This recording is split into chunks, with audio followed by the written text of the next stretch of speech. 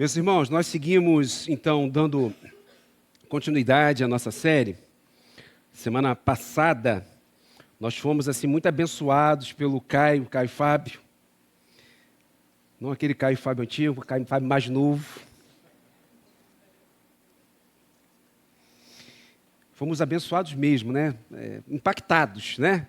Encorajados, renovados. E a proposta é essa.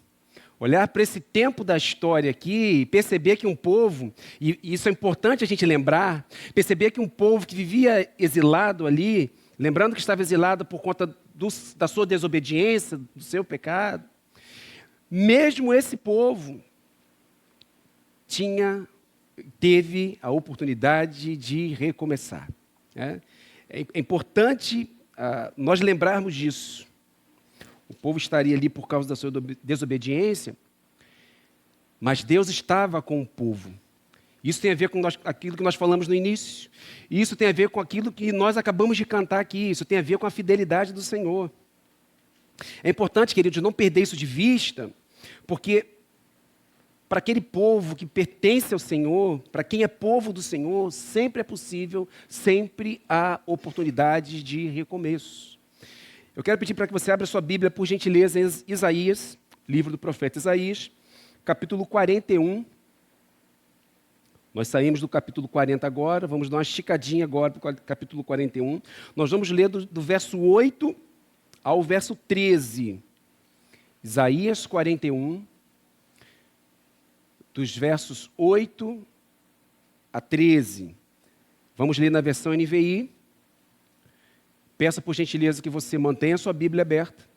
Nós vamos passear por esse texto, citar outros textos também. É importante que você acompanhe a leitura da palavra de Deus e se mantenha ligado. Isaías 41, de 8 a 13, diz o seguinte: Você, porém, ó Israel, meu servo, Jacó, a quem escolhi, vocês, descendentes de Abraão, meu amigo, eu os tirei dos confins da terra, de seus recantos mais distantes, e os chamei.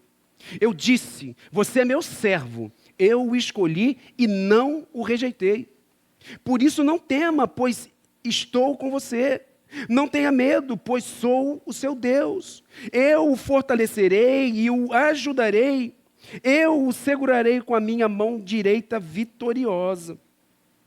Todos os que o odeiam certamente serão humilhados e constrangidos.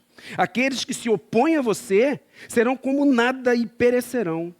Ainda que você procure seus inimigos, você não os encontrará. Os que guerreiam contra você serão reduzidos a nada. Pois eu sou o Senhor, o seu Deus, que o segura pela mão direita e lhe diz: não tema, eu o ajudarei. Vamos orar mais uma vez? Feche os teus olhos, por gentileza. Deus, muito obrigado pela tua palavra. Essa palavra, de um modo que atende os teus propósitos e a tua vontade, chegou até nós, séculos depois, milênios depois. Isso é a prova da tua graça, da tua bondade. Nós queremos viver por meio dela, Deus. Então pedimos, por favor, que teu Espírito Santo nos ajude a compreender essa palavra, nos ilumine, clareie essa palavra para nós, para que nós possamos compreendê-la e viver por meio dela. Pedimos isso em nome de Jesus Cristo. Amém. Queridos, quando nós estamos em casa, nós temos alguns sentimentos. Não sei se é assim com você, comigo é assim. Quando a gente está em casa, a gente se sente tranquilo. A gente tem aquela sensação de pertencimento, nós pertencemos àquele lugar. Nós cada vez mais nos relacionamos, estreitamos os nossos relacionamentos. Nós nos sentimos acolhidos. Em resumo, dentro de casa, nós nos sentimos o quê? Seguro. É ou não é verdade? E refletindo sobre isso, eu lembrei da minha esposa. E é muito interessante, queridos, que, por exemplo, nós estamos aqui agora, nós vamos para casa daqui a pouco, Se armar uma tempestade, se a gente começa a ver o céu ficando preto, trovões, relâmpagos, minha esposa só quer uma coisa: ir para casa. Quando ela chega em casa, pode despencar chuva, mas ela está protegida, ela está em casa. Sabe esse sentimento? Quando nós estamos em casa, nós sentimos assim. O exílio, por outro lado, queridos, que é exatamente a situação que o povo se encontrava aqui, ele representa afastamento, estar isolado, sozinho, que normalmente gera em quem passa por situações assim, gera medo. E o medo, por sua vez, gera insegurança, e a insegurança, por sua vez, gera desespero. Exatamente o oposto ao sentimento de estarmos em casa, com esse sentimento de estarmos seguros. O sentimento do povo era oposto, eles estavam longe de casa, afastados, isolados, sozinhos. Esse era o sentimento do povo judeu, exilado ali na Babilônia. O profeta está escrevendo para um povo que vai sentir medo, vai sentir insegurança, vai sentir desespero. Eu digo vai escrever porque quando ele escreve isso aqui, isso é uma profecia para mais ou menos 150 anos depois desse tempo que ele está escrevendo isso aqui. Um povo que iria precisar desesperadamente de ajuda. E cá para nós, não é assim que nós nos sentimos às vezes? Precisando desesperadamente de ajuda, porque nós estamos nos sentindo sozinhos, longe de casa, longe do conforto, longe da segurança da nossa casa. Às vezes nós nos sentimos assim também. Mas, queridos, quando nós olhamos para esse texto, quando nós lemos esse texto e olhamos com muito carinho, muito cuidado, nós percebemos o quanto Deus ele faz questão de garantir a sua presença com o povo. Nós acabamos de ler isso agora. Ou seja, o povo estava fora de casa, mas ainda assim, eles estavam seguros, protegidos e guardados em segurança. Às vezes o povo mesmo não percebe. Está fora do habitat dele. Está tudo estranho, está tudo diferente, eu estou longe de casa. Eu não percebo, mas ainda assim, quando o povo estaria distante, estaria ali no exílio, ainda assim Deus estava segurando ele, protegendo ele, guardando ele. Queridos, para recomeçar, eu não preciso ter medo. Sei que às vezes é fácil falar, mas difícil passar, não é mesmo? Eu preciso ter a convicção que eu tenho um Deus que sempre está comigo, me ajudando. A gente não pode perder isso de vista. Temos essa certeza, em primeiro lugar, quando a gente olha para esse texto e a gente vê como Deus trata o seu povo. Esse é o nosso primeiro ponto, versículo 8 e versículo 9. Como Deus trata o povo. Se você olhar na sua Bíblia e voltar um pouquinho aos 7 primeiros versículos, vocês vão perceber, do versículo 1 até o versículo 7, que o Senhor ele está falando às outras nações. Ele está se dirigindo às outras nações que não a nação povo judeu. E ele está dizendo, ele vai dizer aí, em outras palavras, que esse povo o rejeitou. Eram nações que não aceitavam o Senhor, não tinham Deus verdadeiro como seu próprio Deus. Mas agora ele começa o texto dizendo, você, porém, ó Israel.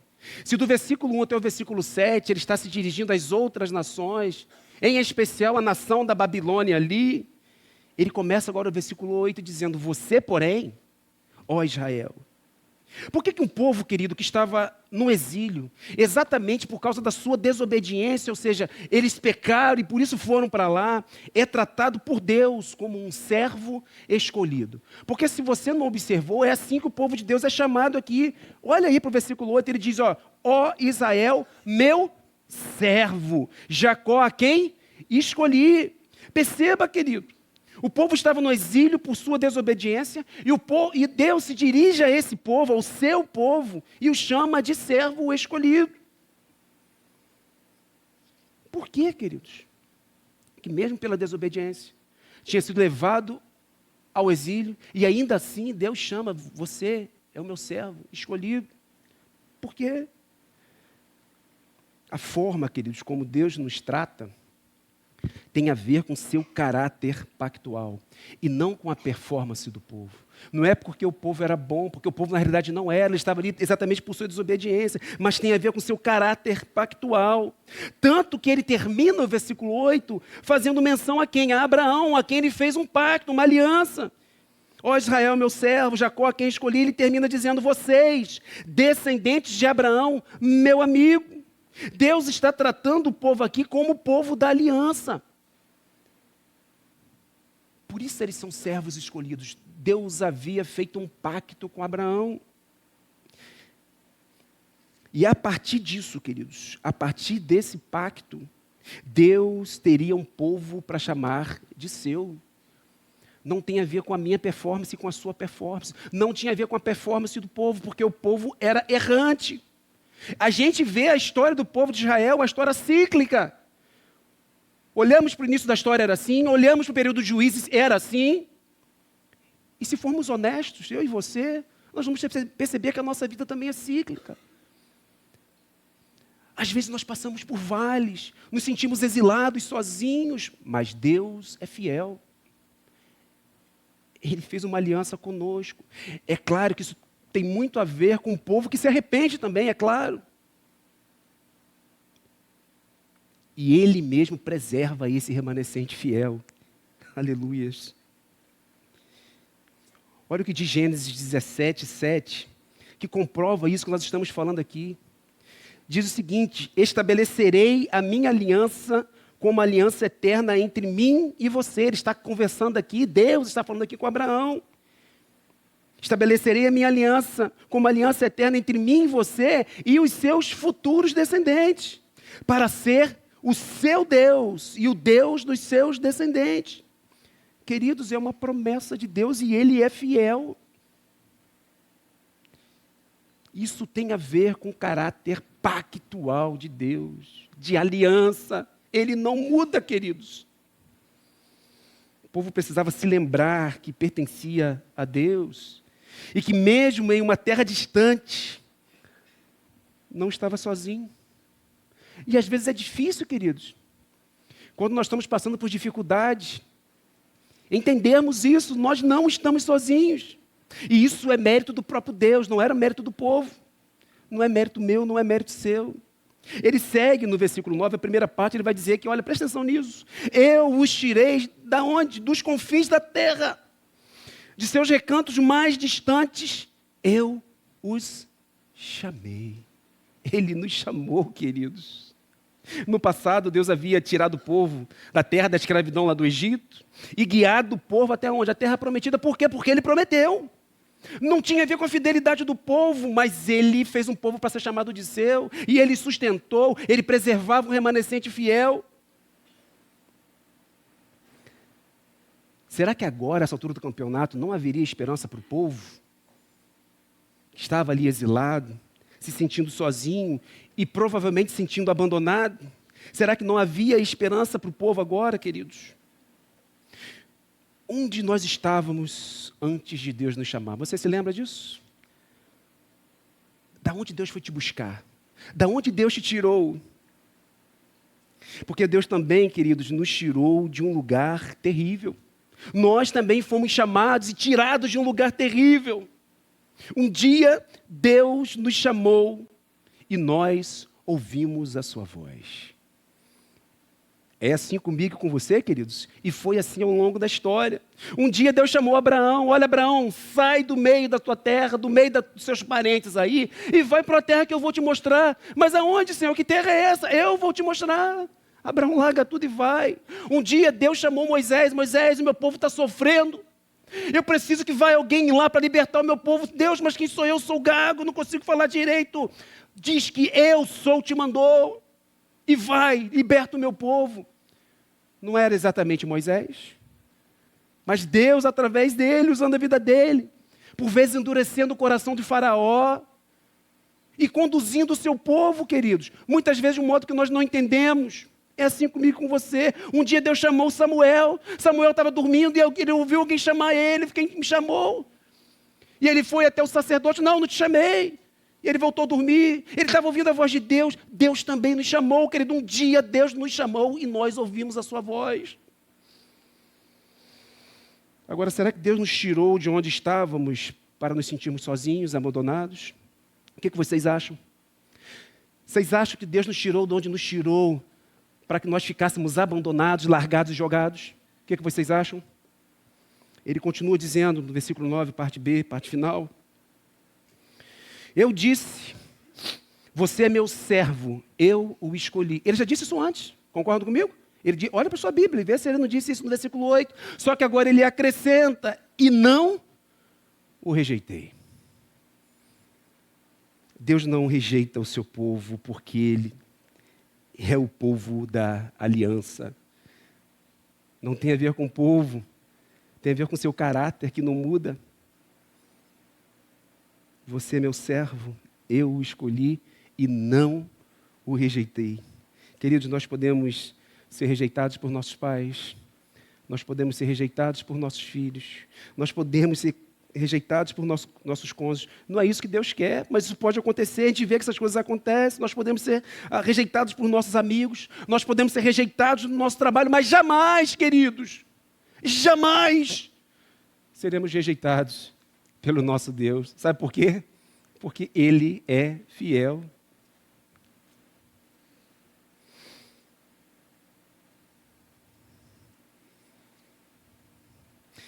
Esse texto da palavra de Deus nos dá a garantia de como Deus nos trata. E como Ele nos trata?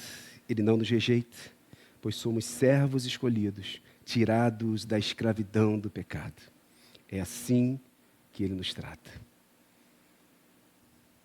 Podemos achar que estamos distantes, sozinhos, abandonados, mas Deus não nos rejeita. É promessa dEle. É garantia dele. Ele disse aqui, e não o rejeitei. Eu e você, queridos, jamais seremos rejeitados pelo Senhor. Por quê, queridos? Que mesmo sabendo de como Deus nos trata, a nossa fé ainda é vacilante. Por que mesmo sabendo como Deus nos trata, por vezes nós pensamos que estamos sozinhos e abandonados quando não estamos? O silêncio de Deus, por vezes, querido, não significa falta de ação. Deus continua trabalhando pelo seu povo, continua nos buscando, nos resgatando. É o mesmo Deus, queridos, Ele não mudou.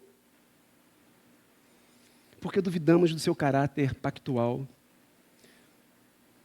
Nos exílios da vida, queridos, você acredita que você está sozinho ou esquecido pelo Senhor? Eu já te garanto que não. Jamais. Lembre-se de como Ele te trata, para ter certeza de como Ele cuida de você. Lembre-se de como Ele te trata, para ter certeza de como Ele cuida de você. Você jamais estará sozinho. Já vimos como Deus trata o seu povo. Agora vamos ver, em segundo lugar, o que Deus faz pelo seu povo, versículo 10. A primeira garantia que nós temos aqui, daquilo que Deus faz por nós, é que Deus prometeu estar com o seu povo. É promessa dEle, é a palavra dEle, é a garantia dEle que nós temos. Parte A do versículo 10, por isso não tema, pois estou com você. Não tenha medo, pois sou o seu Deus.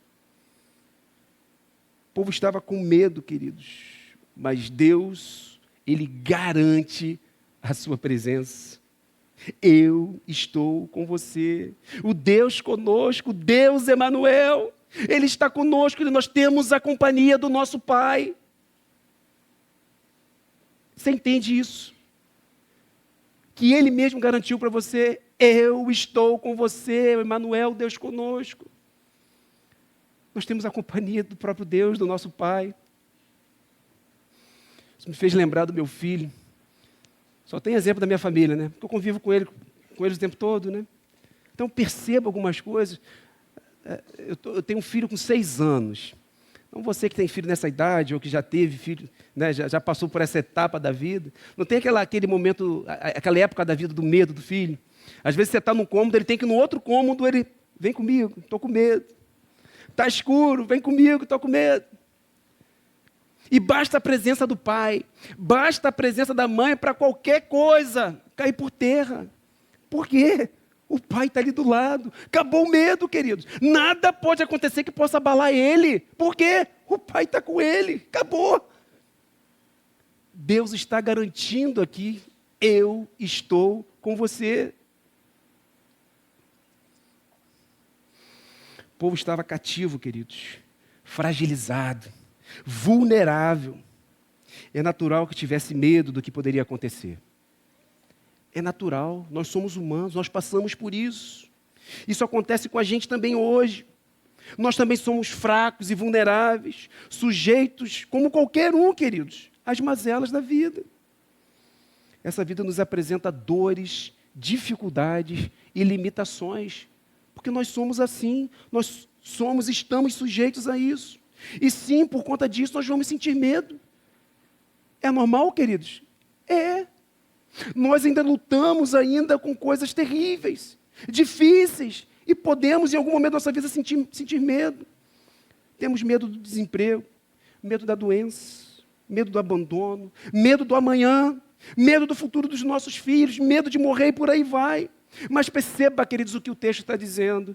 Por isso, não tema, não tenha medo, pois eu estou com você. Eu sou o seu Deus. Lembra que Deus fez um povo para chamar de seu? Lembra que Deus fez um povo para si lá atrás? Nós fazemos parte desse povo, então a Bíblia diz para mim e para você, não tema. Segunda parte do versículo 10 diz, olha, eu o fortalecerei e o ajudarei. Interessante que se a gente for passar o olho nos versículos anteriores, especialmente no versículo 7, versículo que nós não lemos, mas é o trecho anterior, o versículo 7 em especial, vai dizer que os povos pagãos é que têm que construir os seus deuses. Eles que têm que construir os seus deuses e colocar os seus deuses de pé para que os deuses não caiam. Perceba a diferença que nós estamos olhando aqui, queridos. Nós estamos olhando para o Deus verdadeiro que tem o seu povo e diz, olha, eu o fortalecerei, eu o ajudarei. É Deus que nos põe de pé. E as nações pagãs, o que elas fazem? Elas constroem seus ídolos, elas constroem os seus falsos deuses e precisam pregar para que eles não caiam. Com o povo de Deus, não, querido. É o nosso Deus verdadeiro que nos põe de pé, que nos fortalece e nos ajuda. É isso que o texto está dizendo. Ele fortalece o fraco e ajuda o cansado, ou seja, é Ele que nos dá força e nos ajuda a levantar quando estamos prostrados, desanimados, tristes, feridos, desamparados. É isso que Deus faz por mim e por você. Nós precisamos acreditar nisso, mesmo em meio a tempestades, dificuldades, aos exílios da vida. E quantas vezes, é verdade, nós nos sentimos assim. Talvez você esteja se sentindo assim hoje, querido. Eu já me senti assim. Provavelmente todos nós já passamos por isso. É bem provável. Mas o Senhor está dizendo, olha aqui, ó. Eu estou com você. E a certeza da companhia de Deus, queridos, muda tudo. Quando nós temos a certeza e a convicção que Deus está conosco, muda tudo, queridos. Deixa de ser difícil? Não. Continua difícil. Mas nós sabemos, queridos, Deus está conosco. Por quê? Porque o pastor disse? Porque meu amigo disse? Não, porque o próprio Deus está dizendo. É a garantia que nós temos. Parte final do versículo 10, terceira parte do versículo 10 vai dizer, eu o segurarei com a minha mão direita vitoriosa. A mão direita do Senhor, aqui a mão vitoriosa, aqui é uma mão de poder e graça. Ou seja, Ele nos guia com poder, revelando a sua graça e uma vida de vitória. Já viu a expressão? Só vitória? É só vitória. Mas essa vitória aqui, queridos, ela não está relacionada a uma vida bem-sucedida, a bens, status, a poder, a dinheiro. Essa não é a vida de vitória que está falando aqui. Não mesmo. Sua mão nos dá forças, nos ajuda a levantar e nos conduz por caminhos que por vezes desconhecemos. A vitória que nós recebemos aqui é a sua própria presença. Nós passamos por caminhos desconhecidos na nossa vida. É ou não é verdade? E às vezes a gente se pergunta, por que eu estou passando por esse caminho? Nós desconhecemos, mas nós temos a garantia da vitória. Isso não está ligado ao que nós podemos ter nesse mundo, mas aquilo que nós teremos e já temos na eternidade. A presença de Deus é isso que nos confere vitória.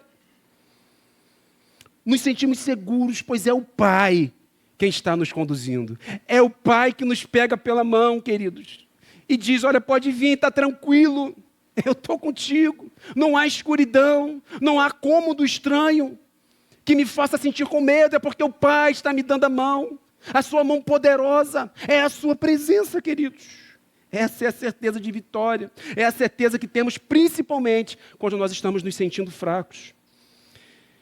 Então, queridos, por que ter medo se é o próprio Deus que nos garante a sua presença? É isso que Ele faz por nós.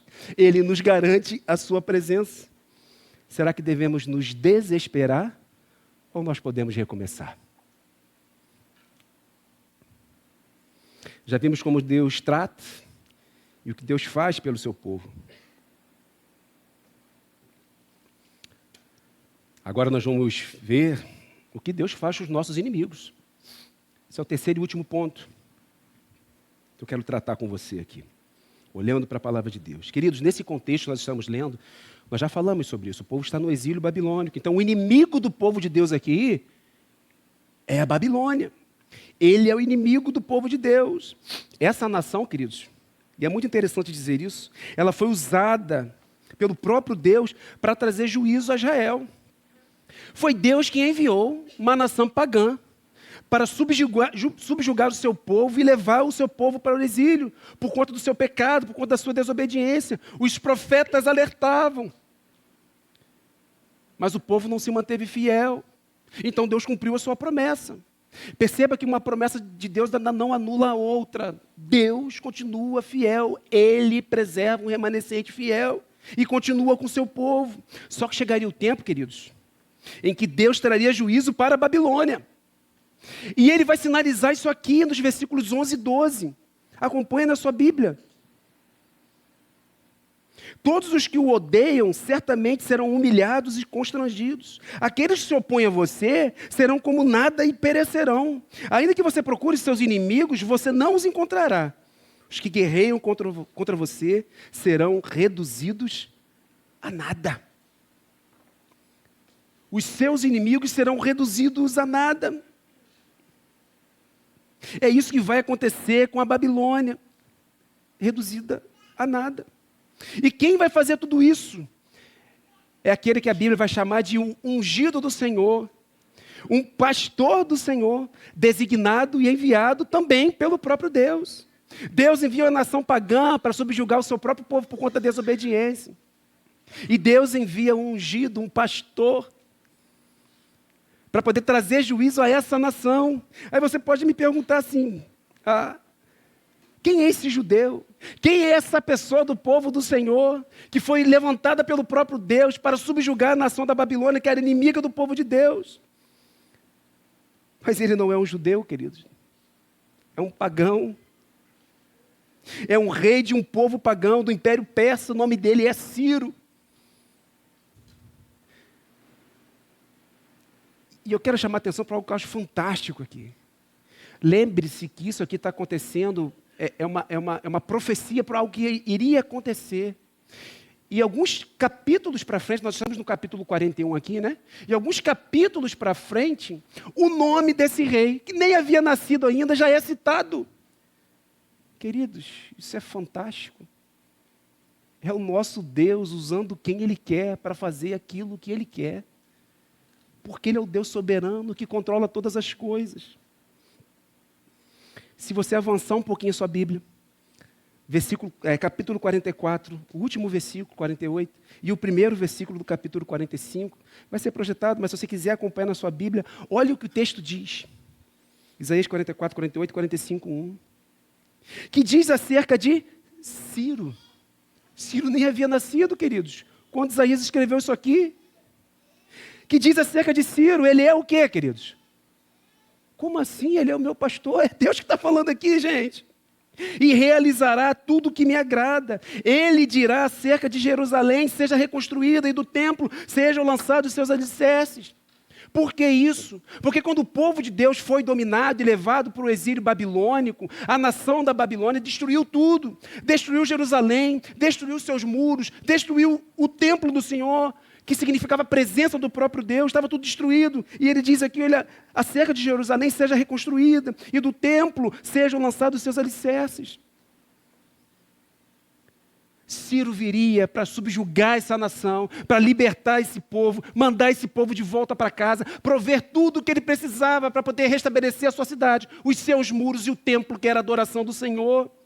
E o texto continua assim, diz o Senhor, ao seu ungido, Ciro, cuja mão direita eu seguro com firmeza para subjugar as nações diante dele e arrancar a armadura de seus reis, para abrir portas diante dele, de modo que as portas não estejam trancadas. Deus usou um rei pagão para cumprir o seu propósito. É através de Ciro que o império da Babilônia é subjugado e derrotado. É através de Ciro também que o povo judeu volta para casa, reconstrói a cidade com seu muro e o templo do Senhor. Nós vemos isso mais diretamente no livro de Esdras e no livro de Neemias. Mas eu quero chamar a atenção para o cumprimento dessa profecia em Esdras 1:2. O texto diz o seguinte: assim diz Ciro, rei da Pérsia, o Senhor, o Deus dos céus, olha como é que ele trata Deus, queridos. Ele era um rei pagão. E ele diz, o Senhor, o Deus dos céus, deu-me. Ele está entendendo aqui que a força que ele tem foi dada por esse Deus. Deu-me todos os reinos da terra e designou-me, presta atenção, para construir um templo para ele em Jerusalém de Judá. Queridos, a palavra de Deus sendo cumprida aqui. Nós estudamos Neemias recentemente, vimos lá a reconstrução dos muros da cidade. O templo foi reconstruído, a cidade foi reerguida. Por quê? Porque Deus está com o seu povo. Queridos, Deus está com você. O Senhor reduziria a nada os inimigos do seu povo. E quem são os nossos inimigos hoje? Já deu o exemplo de Alice, já deu o exemplo de Benício. Falta Liz, né? Eu conversando com Liz sobre esse texto. Minha esposa vai brigar comigo. Mas eu estava conversando sobre esse texto com minha filha, fazendo essa pergunta, né, que naquele contexto de guerra, as nações eram inimigas do povo de Deus. Aquelas nações que não se dobravam ao Senhor acabavam se tornando inimigas do povo de Deus. Era um contexto comum daquela época. E minha filha ficou em dúvida assim, poxa, eu não tenho inimigo. Quem é meu inimigo? Não tem meu inimigo. O que você acha, querido? Quem são os nossos inimigos hoje? Os nossos inimigos não são aquelas pessoas que não gostam da gente. Não, não são eles. Os nossos inimigos não são as pessoas que nos humilham, as pessoas que vivem nos perseguindo, nos oprimindo, pisando em nós. Esses não são definitivamente os nossos inimigos. Aliás, a Bíblia manda orar por eles. Ame eles e ore por eles. Então não são esses os nossos inimigos. Então quem são os nossos inimigos? Os nossos inimigos são o pecado, o diabo e a morte. E Paulo vai dizer em 1 Coríntios 15:26, que o último inimigo a ser destruído é a morte. Quem fez isso, queridos? Quem destruiu a morte? Por mim e por você, porque eu e você éramos incapazes, indefesos, exilados, em desobediência. Jesus. Assim como o povo judeu, indefeso, fraco, com medo, incapaz de derrotar os seus inimigos, nós também somos fracos, incapazes, indefesos, sem condições de derrotar os nossos inimigos.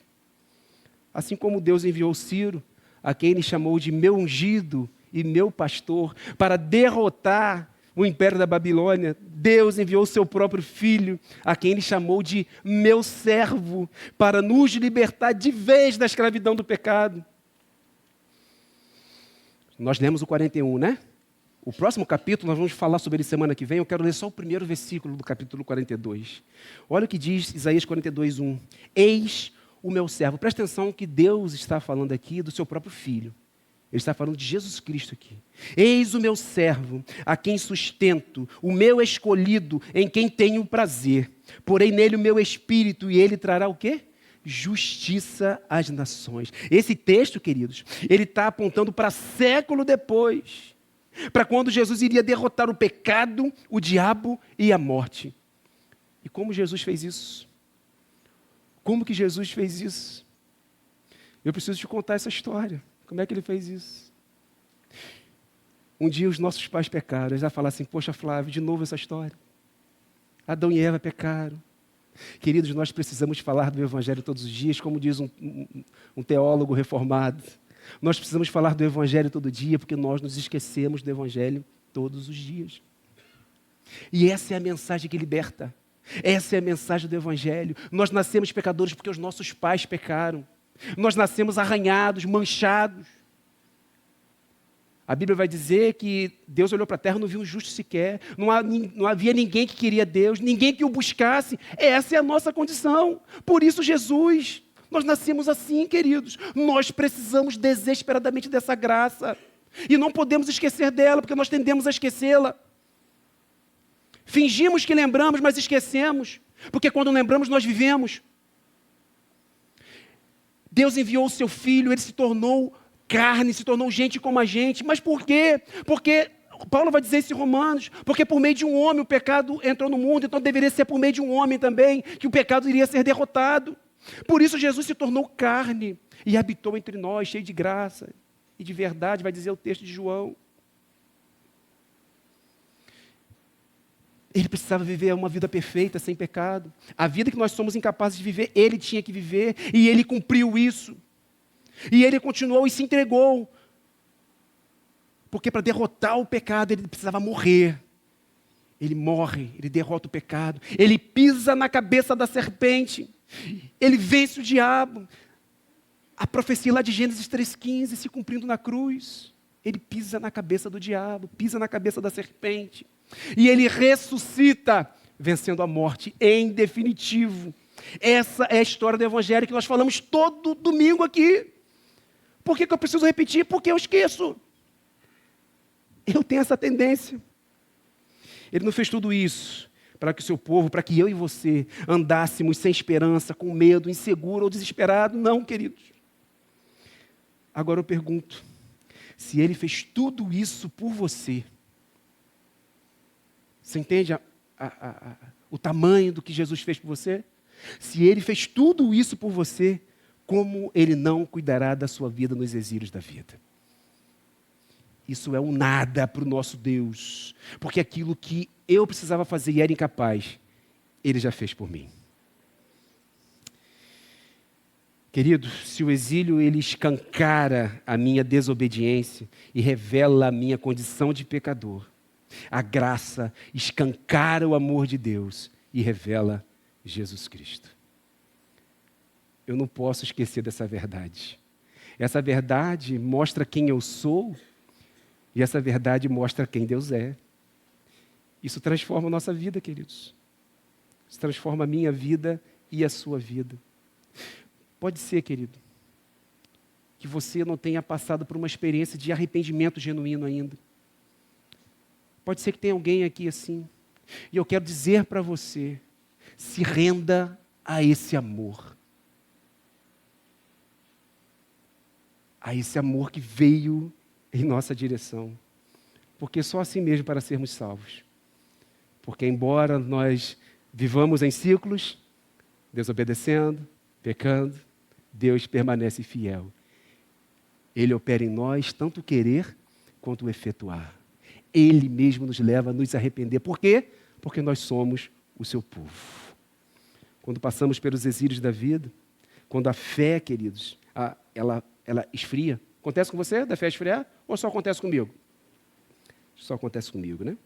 Quando a vida muda de repente, quando a solidão chega e nos domina, você se sente solitário às vezes na vida?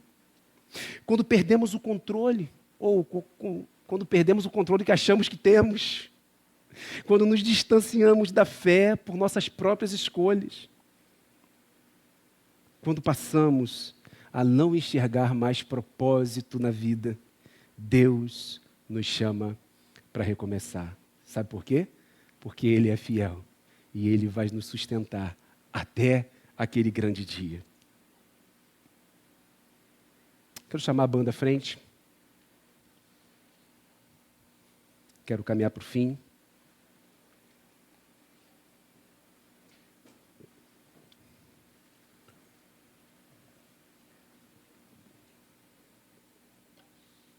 Três coisas que nós aprendemos hoje. Ele não nos rejeita, mas Ele nos trata como seus servos escolhidos. Que privilégio, queridos.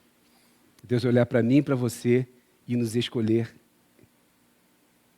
Essa é a primeira lição. Ele não nos rejeita, mas nos trata como servos escolhidos. Ele nos garante, em segundo lugar, a sua presença, nos dando força quando nós estamos fracos. Ele oferece ajuda quando estamos cansados e nos guia com a sua mão poderosa. É Ele que nos pega pela mão e nos conduz. Mesmo quando nós achamos que nós estamos sozinhos, Deus está com sua mão poderosa estendida sobre nós, nos guiando, nos conduzindo. Em terceiro lugar, Ele reduz os nossos inimigos a nada. A morte, o pecado e o diabo. Ele reduz os nossos inimigos a nada. Nos liberta da escravidão dos nossos pecados. E presta atenção, queridos, nos leva de volta para casa. Deus nunca nos abandona, pois até mesmo no exílio, quando sentimos medo, insegurança e desespero, olha o que ele diz no último versículo que nós lemos do texto hoje, versículo 13. Pois eu sou o Senhor, o quê? O seu? Vamos ler todos juntos esse versículo? Vamos lá? Pois eu sou o Senhor, o seu Deus, que o segura pela mão direita e lhe diz, não tema, eu... Queridos, não sou eu que estou dizendo, é o próprio Deus que está dizendo isso para mim e para você. Não tema, eu o ajudarei. Por que às vezes nós duvidamos da promessa do Senhor, queridos? Nossa fé ainda é vacilante, eu entendo. Eu entendo isso, porque a minha também é às vezes. Na nova aliança estabelecida pelo sangue de Jesus, Ele também nos dá uma garantia. Lá no finalzinho de Mateus, do texto conhecido como a Grande Comissão, ele vai dizer, e eu estarei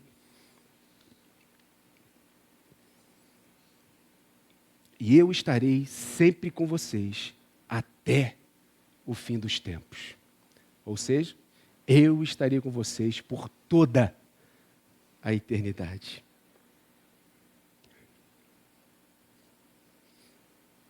Ele não está distante, queridos. Ele é um Deus pessoal, relacional. Ele se relaciona conosco. Ele não é um Deus distante. Ele não é um Deus falso que eu construo, preciso pregar para ficar de pé. Não, Ele é um Deus que mora no nosso coração. Ele faz isso, querido, porque nós somos os seus filhos. E para todo aquele que é filho de Deus, Ele diz, não tema, eu o ajudarei. É Ele, queridos, que te ajuda a recomeçar sempre. Que Ele nos abençoe e possa aplicar a sua palavra em nossos corações.